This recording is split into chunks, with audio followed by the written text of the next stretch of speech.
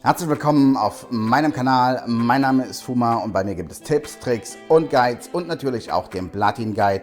Und heute soll sich alles um Atlas Fallen drehen. Das ist das letzte Video, was ich zu Atlas Fallen gemacht habe. Checkt es auf jeden Fall aus. Und wenn ihr gar nichts mehr verpassen wollt, würde ich mich mega über ein Abo freuen, meine lieben Freunde. Checkt natürlich auch gern dieses Video aus. Das ist eines meiner anderen Blockbuster, die ich gemacht habe. Und wie sage ich immer so schön, bleibt gesund und Semper Fi. Let's do it. Nach dem Intro geht's los.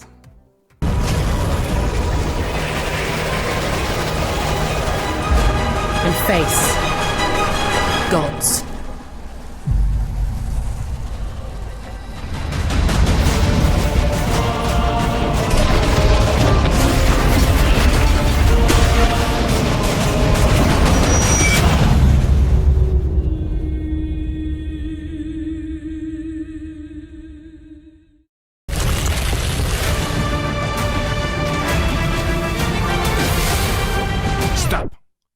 We need to talk. Hello, welcome back to Deck 13 Inside. This is our series where we want to talk about our games. And I know you clicked on this one specifically to learn about Atlas Fallen. Just give me a minute to get done with the formalities first. My name is Phil, I've been a couple of years with Deck 13, and yes, I'm the same person that did the Inside videos back then for Search 2, now with less weight, less hair, and obviously less funny. For each episode of Inside, we will invite amazing people from our team to speak about Atlas Fallen and their contributions to the game. So now, let's quickly slide to our creative director, 𝐚𝐴 𝐸𝐿𝐴, to speak about the gameplay of Atlas Fallen.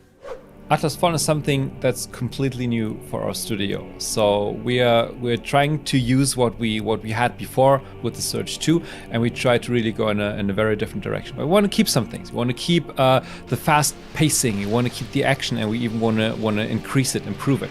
So we have super cool agility in the game world. But what do we do with it? We want to use it not only for combat, but also for exploration. So a lot of the game is about agile movement, verticality, and exploration, and we have a big world where you can find things, different things everywhere. And this is what we really want to encourage the players. Use all this agility, use all this movement to explore, to find cool stuff, to really enter a very deep layered world. And yeah, play it your way, play it in your pacing, play it with the tools you like most. Everything in the game is about sand and sand magic, and a part of this are the enemies. The enemies are called sand wraiths, and they're also made of sand and some weird bone structures, and they have a lot of different ways to move, to shape shift, everything you can imagine when there's just no real physicality in there. And we still want to try to have them very impressive, very aggressive. As so the players need to find out with every enemy what's the best way to tackle that enemy, and we have like many different ways how you can attack the enemy, different weapons, different skills that you can use. So you can play very offensive, but we also have a lot of stuff where you can dash around the enemy, use a sand shield to block them. So yeah, I think the enemies come in a big variety. Also small enemies, more passive enemies, but also very big ones.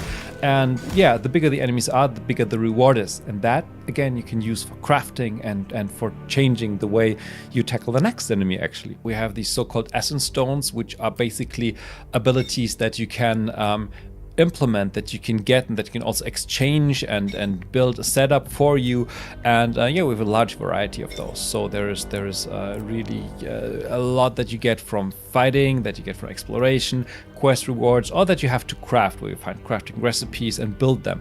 And they will change the way you play. They make you faster, more agile, or give you more defense values, but they also give you lots of active skills that you can use in combat, where you can do like bigger punches, where you can do ranged attacks, and many more things, where you can really tailor the playstyle to how you want to experience the game. We really like to have people create what they want to play with and choose what they want to choose. So again, we'll have a character creator, but also in terms of skills, we have lots of things where you can play more offensive or more defensive, or like have better stats. There's different armors you can try out, and they have their pros and cons, and there's a lot of crafting in the game. So I would say there's a lot of player freedom in there, and you can really try to find your way of playing the game. what makes it really unique is this mix that we have, the super fast-paced action, the agility, which is also in the exploration, and all this put together in a sort of medieval fantasy world. But this fantasy world is something that you haven't seen before and has a very, very strong focus. I think building all these things together and exploring with much verticality, with also air dash fighting abilities, stuff like that. I think if you put all this together, it's a very, very unique experience. Alright, so hopefully you now have a better understanding of the gameplay of Atlas Fallen. If you still have any question, anything that interests you, feel free to ask in the comments down below and we will pick topics from there for future episodes. A couple of days ago I asked Twitter what they wanted to see and all they said was gameplay, so hopefully this episode makes them happy already. And now we are going to jump to our art director, James, for a quick overview on the world of Atlas Fallen. So the world of Atlas Fallen has been terraformed aggressively by the gods that once inhabited the lands. Humanity has learned to understand their new normal, work with their new surroundings with this terraforming state, but are constantly under threat from the wraiths that roam the lands of Atlas Fallen. They have found ways to hide themselves to ensure their survival by going deep underground and creating bastions and safe havens, to even siding with the evil forces just to survive in the world of Atlas Fallen. As sand is a core topic for the entire game with functionality across everything, what we found was going down the desert route is an obvious and cool route to explore. However, how does sand interact with other elements or other biomes? How does sand affect a forest? How does terraforming a huge castle with sand magic, how does that then actually work into the structures? And so we've had a lot of fun trying to work out how to bring traditional, not only traditional biomes, but more interesting elements into the game and give them this sand spin. So you'll experience vast deserts to oases to dense forests to mountain ranges. Gameplay, check. World, check. Now it's time to bring you up to speed on the premise and setting of the game. Let's hear it from our narrative designer Lila directly. Actually, before the land of Atlas was devastated as it is right now, it was a pretty peaceful place full of magic, ruled over by gods. So gods and humans lived together, and at some point gods thought that humans deserved the gift of magic wielding, and they could finally control a magic called essence. But as it often is with humans, they wanted more powers, they wanted more control, and gods started to be scared of how it could turn out. So they all thought about how they could control humans, and they all pretty much disagreed, which led to a war of gods. And Thelos, the main tyrant of our game, won the war, and their solution for all of this was to install a class system to keep everyone under control. Those lower class people are called the unnamed because they actually do not have a real name other than their function in society, for example cook or tracker, and those people's only goal is to gather and harvest essence, so this long lost magic that we talked about, of which they have lost all knowledge, by the way.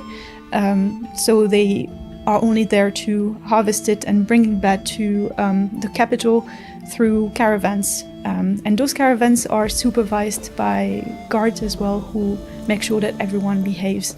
And of course we also have opposition, but those people were born into those positions, so it's hard for them to see better for themselves. But some of them yearn for change and are trying to organize a little resistance. And when our game starts, our hero will find themselves in this oppressive class system and will try to lead a rebellion to overturn this government. And that should cover all the bases for today, at least for like a first rough overview. Feel free to comment down below what you're interested in. We will pick some topics and we will go more and more in depth for each topic with future episodes. It's almost time to say goodbye now, but I wanted to close this episode on a wholesome note. When I had James for the interview, at the end, sadly our camera died, so the video footage is gone, but I still got the audio track. And on that track, James was talking about what it was like for him to work with the people at Deck 13, and I thought the way he talked about them is really wholesome, really nice, so I wanted to share that with you. So now, to close this episode out, here's James for you, and we see each other soon. During the production and looking at where the studio is progressing from the Surge titles, One thing that really I find completely exhilarating is how we have these pretty high challenges and bars that we set ourselves, and I can rely on all of the teams within the company and within the studio. Everybody really rallies together to not only beat what we did previously as a studio with the Surge titles, but exceed what we're going to do now. And we're super excited for people to really look at Atlas Fallen and see how we've not only met those challenges, but exceeded them in every way we possibly can.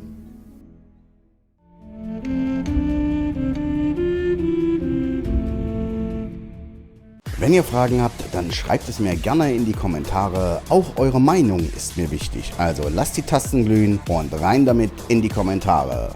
Mein besonderer Dank geht an meine Kanalmitglieder. Ihr haltet den Laden als Master und Commander hier am Laufen. Danke für eure Treue und euren Support. Semper Fi, euer Fuma.